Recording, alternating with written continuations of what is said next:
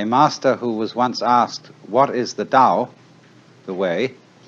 replied, "Walk on." Actually, go. As we say, go man, go. Go, go.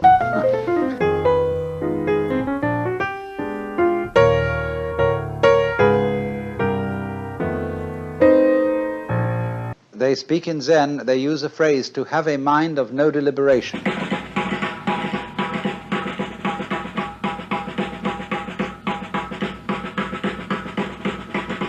And they also speak of a kind of person, a man who doesn't depend on anything.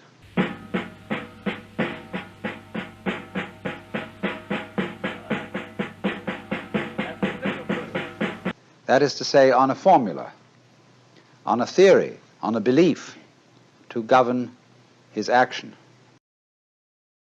It's very difficult for us to function in that way because we've been brought up to believe that there are two sides to ourselves. One, the animal side, and the other, the human and civilized side. And these are expressed in what Freud calls the pleasure principle, which he classifies with the animal side, with the id, and the other, the reality principle, which he puts on the side of society and the superego. And man is so split that he is in a constant fight between these two.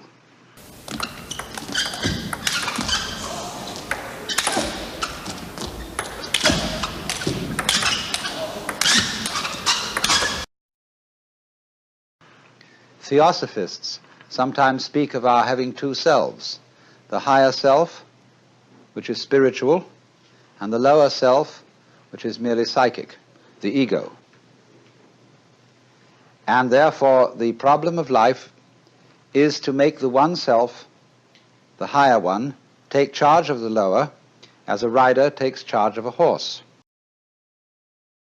But the problem that constantly arises is, how do you know that what you think is your higher self isn't really your lower self in disguise? I mean, he should be able to feel